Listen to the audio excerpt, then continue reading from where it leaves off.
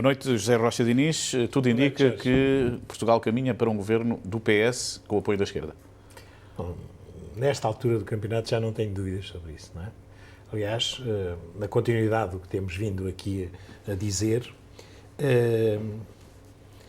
estamos ainda numa fase que podemos considerar que é a fase em que, de um e do outro lado, tentam convencer a opinião pública. Toda a gente já sabe que isto que é inevitável, uma vez que... Mas saberá o Presidente, depois daquele discurso que fez anti-esquerda? Não tenho dúvida. Então, o Presidente pode fazer o quê?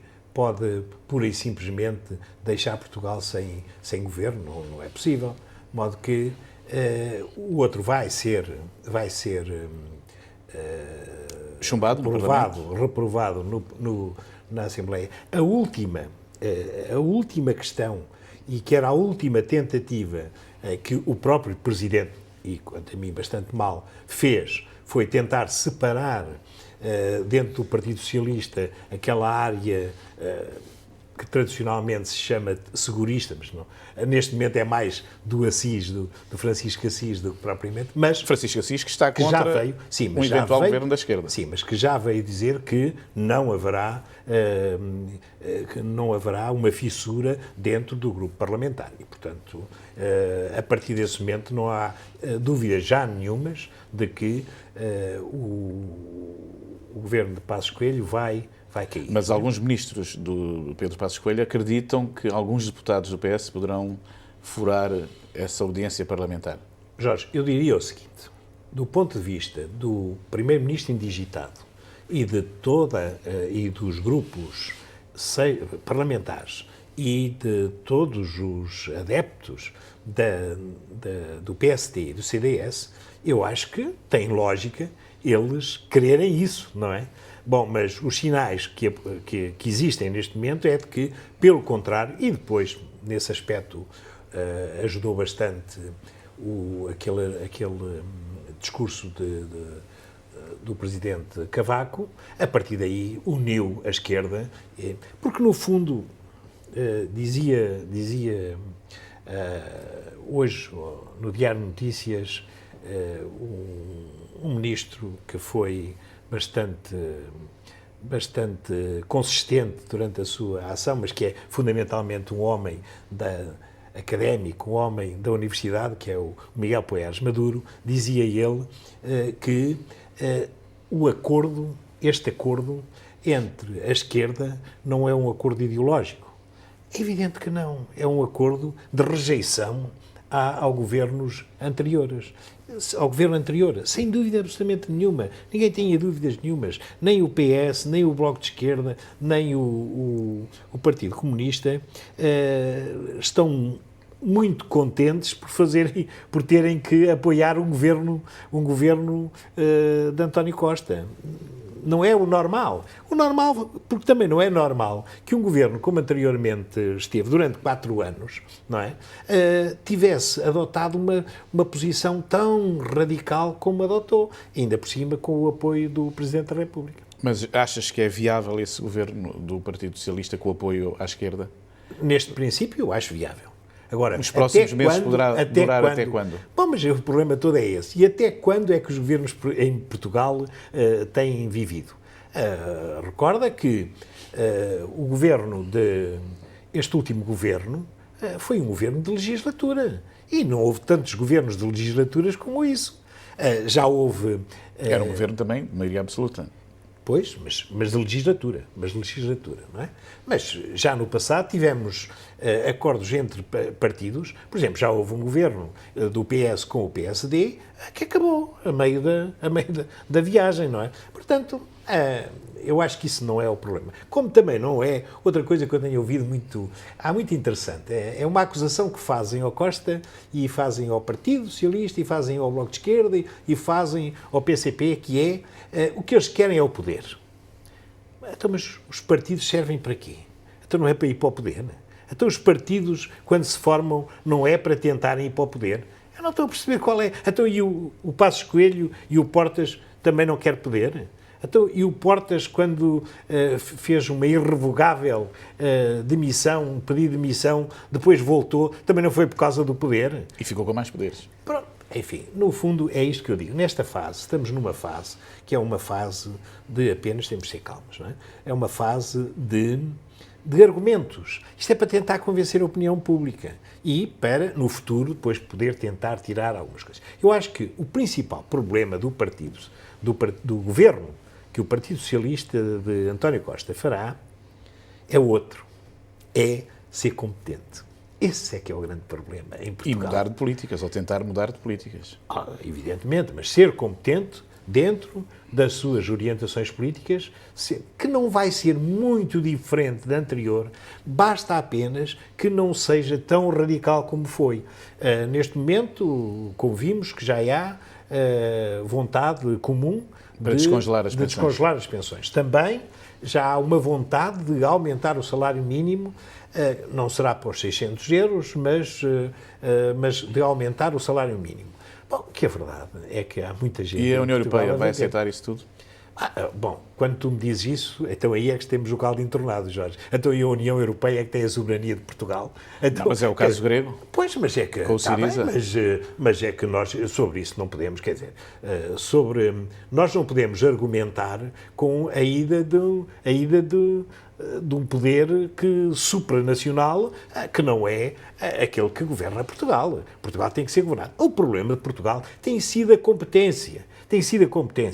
Nós que vivemos neste ambiente há muitos anos, temos notado, mudam os governos e a incompetência é sempre brutal. Bom, e isso aí é que é o problema. Esse é que é o grande problema. Agora, Macau, a morte da diretora do Serviço de Alfândegas. Bom, é um momento muito infeliz, não é?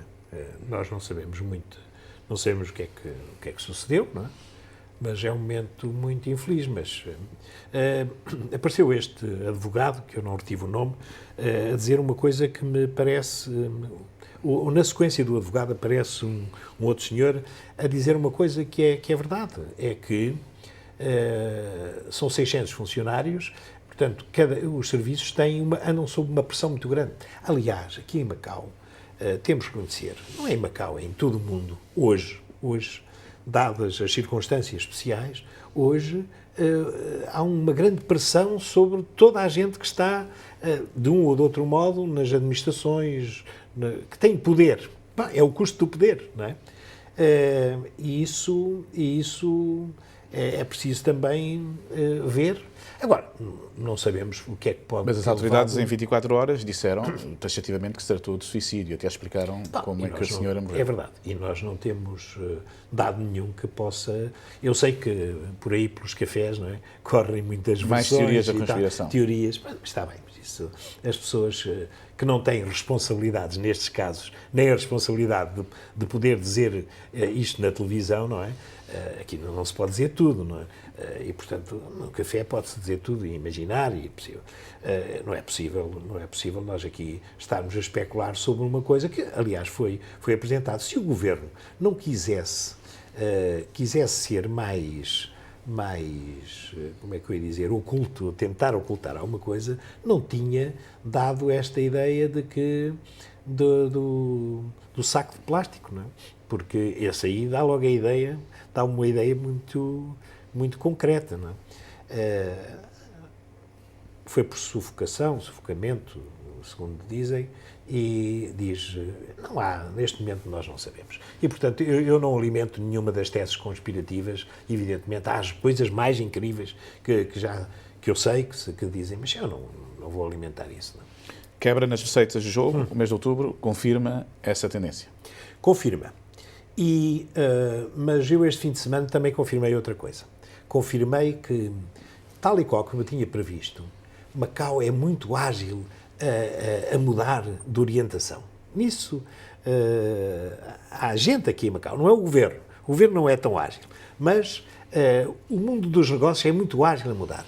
O caso do Studio City é um study case, porque num momento em que estamos numa baixa, aquilo que foi construído e aquilo que está aberto é uma coisa fabulosa, com uma dimensão fabulosa.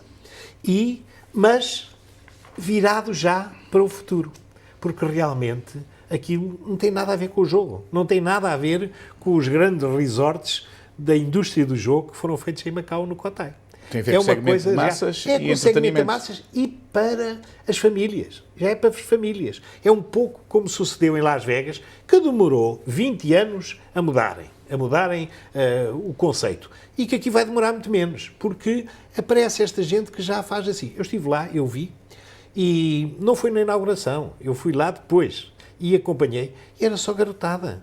A garotada é que lá estava. Não sei o que é que isto vai dar no futuro, não é? Nós não sabemos. Mas, até por uma razão muito simples, é que o jogo é aquilo que dá, com que se pagam os melões, não é? Que dá o dinheiro forte. A nova discoteca Pachá, na noite de abertura, Sim. Teve seguramente centenas de pessoas lá dentro. Pois, deves ter visto, eu não vi. Eu estava lá. Eu não vi, não é? Mas eu não fui lá, não vi. Mas, de qualquer modo, depois vi durante o dia, eram famílias inteiras, as famílias, mais até famílias monoparentais, e eu acho curioso, porque algumas delas, eu vi, ficou sentado ao meu lado no restaurante, um pai com um filho. E, claramente, veio por causa do filho. E cheio de bonecos, já trazia uma série de coisas. Portanto, Macau já está a evoluir. O Estúdio Sítio é um primeiro sinal. Por certo, isto vai acontecer também noutros sítios. Vamos ver como é que... Finalmente, a Uber, Sim. que já se movimenta em Macau, o governo diz que é tudo ilegal. Se é tudo ilegal... Mas precisávamos da Uber aqui em Macau? Não. Nós o que precisávamos era de taxistas competentes, pessoas corretas, pessoas bem educadas, competentes profissionalmente. Isso é o que nós precisávamos. Mas isso não está a acontecer, apesar dos avisos eu sei, das autoridades. mas isto é o que nós precisávamos. Porque também não nos diz, aliás, nada nos diz que a Uber que nos vai dar um outro serviço melhor. É mais caro, já se sabe. O condutor abre a porta para a entrada das pessoas, foi o que se leu aí de várias opiniões de pessoas. Mas, por exemplo, na Índia já houve até uma violação de um caso de um dos condutores. Portanto, nada disto nos garante que, enfim, este é um caso extremo em Macau, isto não sucede, não é? Mas nada nos diz que não vão ser iguais aos taxistas. O que nós precisávamos era que aquelas associações de táxis, em vez de andarem sempre a atirar-se às pessoas, em vez de andarem sempre a preocupar-se só com o aumento da bandeirada, elas se preocupassem com as pessoas que metem a guiar os táxis, porque alguns desses taxistas são claramente incapazes de estar à frente numa sociedade moderna que é esta que nós queremos viver. Obrigado, José Rocha Diniz. Obrigado, Até Jorge. para a semana.